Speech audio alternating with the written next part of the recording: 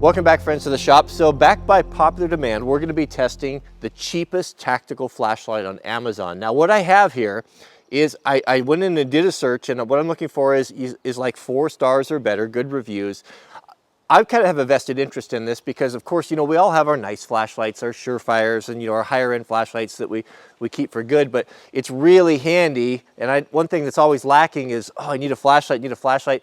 Having something that's inexpensive, you can throw in the glove box, you can just put in various places, something that you can, if someone loses it or you give it to the kids and they run off and leave it somewhere, you know, it's not breaking your heart, right? It's not a $150, $200 flashlight. So what I did here is I got this about 3 weeks ago. It's been sitting in my deep freeze at 300 degrees below zero. Yeah, that's where I keep my electron microscope. It keeps it functioning properly.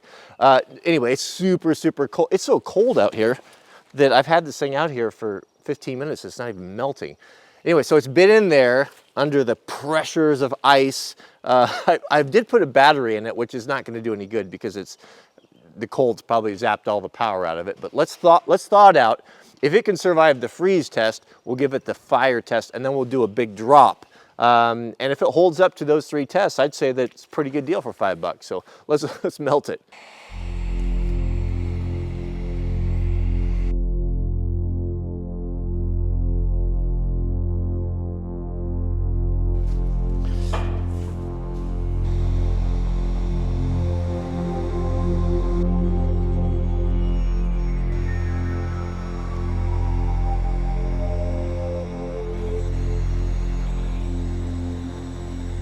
Well, that's pretty good. So when I put this, it didn't say it was waterproof that I remember. Maybe it did, I don't recall. But I put this in a red Solo cup, completely submerged it, and I just had a little tiny bit of water over the top of that red tail cap there so that I could turn it on. And once I checked it the next day after it had frozen, then I pushed the clicker switch and I realized that I could see that it didn't turn on. I thought, this might just be about the shortest. Oh, is there water in it? Uh-oh. Oh, that's not good. Okay, well, apparently it's not. Let's take a look at this. Apparently it's not waterproof. Let's not forget, guys, it is a $5 flashlight. It is cool looking, though, isn't it? Of course, having the little scalloped bezel there, that's what makes it tactical. But you can see there we we do have a problem. So when I put it in the water and then of course froze it. So this bezel comes off. Oops, focus. Come on. Let's put this take this bezel off. Is that where the water is residing? No, it's much worse than that. It's I don't know that it's going to come apart any further than that. Oh, here we go. Yep, they're sure enough. So there was an O-ring in there for all the good it did us. Oh, the Chinese, they try, don't they? They really try. But, oh no, the dreaded flashy mode. But the fact that it still works, that we're able to dry it out, that's pretty that's pretty good, right? It definitely gives me confidence. Not sure what the point of the O-ring was when it didn't seal. So it looks like that O-ring is supposed to go in there. And then we've got the type of, is it like the lead lenser type? We got that, yeah. Maybe it just didn't get installed properly, and I'm not going to do it now. But we got the water out of it, so it's still chugging, right? So we got that bezel on there. But we've got as far as the beam goes, we've got the type of deal. You think like the lead lenser deal, which I've never been a huge fan of, but it gives you that variable. That variable throw. I'm surprised. It was interesting that the light came on. So what I was saying is when I froze it, and I took it out, I was pushing that clicker and it wasn't turning on, and I just assumed that it was the battery. The battery had just gotten too cold, and that may be what it was. Maybe it's something internal. I actually had a fresh battery to put in there. Best rechargeable batteries in the world, the Eneloop Pros. They're better than the white ones. But we have, so let's see what we have before we go to our next test here. I mean, just AA. Of course, that's the best flashlight. It's going to be, oh, there's water in there too. Look at that. It's still going though. Amazing. So it is not waterproof. There is an O-ring on there too. It's interesting. Why even put the O-rings on if it's not going to?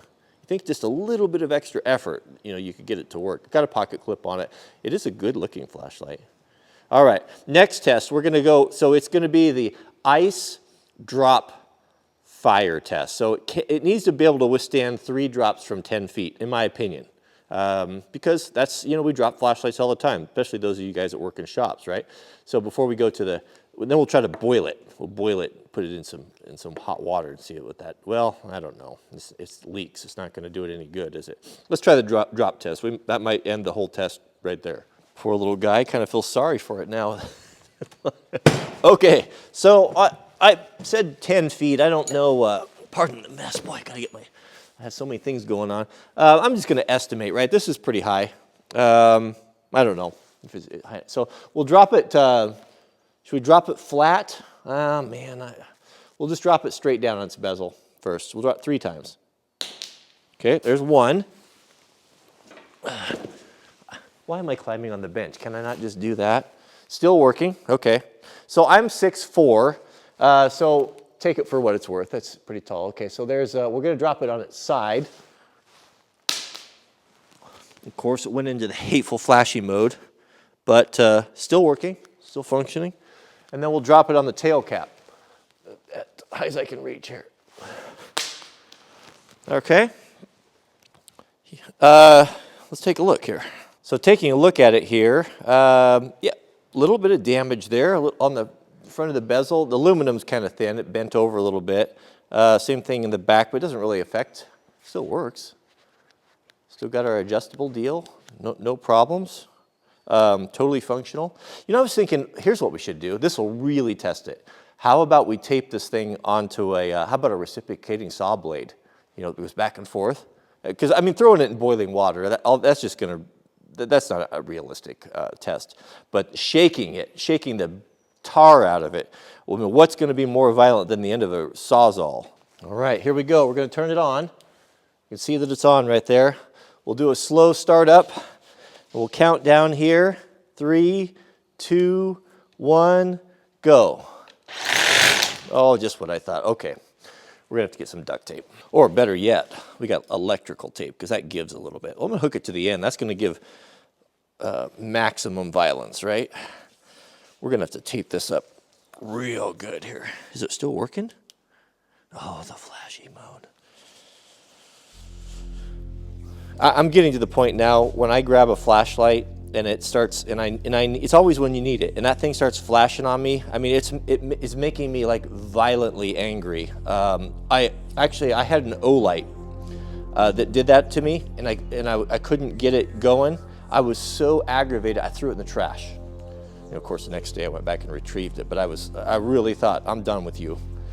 None of us want flashlights with stupid, flashy modes.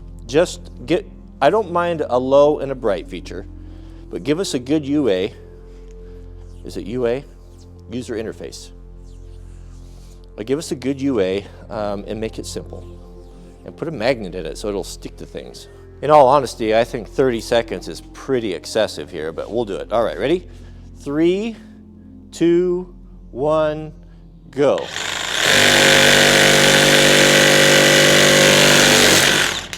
Okay, well, that tape didn't hold up very good. All right, let's see what happened here. No need to go on anymore if it's not going to work.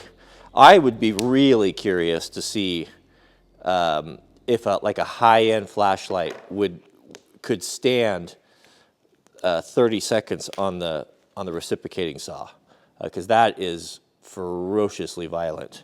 It's definitely not working. Let's see if we can see any major signs of failure here. Apart from the water, everything looks intact in there. It just shook the tar out of it. Wonder what failed. Oh goodness. Oh, was it the battery? I'll bet it was the battery that failed. Look at that. It just ate that battery. Oh, it did. It just killed the battery. How fascinating. That was completely, water in there. That was completely unexpected. Well, I got that extra battery, right? Would it be something if this thing actually ran? There's a whole bunch of goobers and shavings and things in there, but that's from the battery completely imploding. And this also takes it takes some sort of rechargeable too, so it was like a dual voltage deal. There's no way this thing's going to work after that. The threads are all buggered up from the battery. I'll be astounded if this thing, I don't even know if I can get the, well, it came off. It's got a thread on there, right? All right. Aluminum threads are a little fragile. There we go. Is it going to work? Do we dare to dream? No. Well, I wonder if, I mean, I don't, you suppose an alkaline battery would be, did I get that oriented in there right? An alkali battery would be more durable. I mean, I don't see any damage in there, and I know this was charged. Did it eat the spring? What do we got going on here? Is the switch, is that what died on us? Poor little fella, I had such high hopes for it. After being in the weeks in the deep freeze, I thought it might come through there, but no, it didn't quite make it. I'd pretty much be willing to bet. I don't think that there's a flashlight in existence that could stand up to that. Well, if there is, I don't know about it. That could stand up to that reciprocating saw. I mean, you saw that. That's just crazy violent.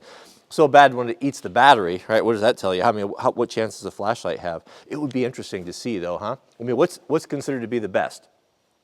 Like Surefire, that comes to mind. I mean, I can't think of anything that's better than that.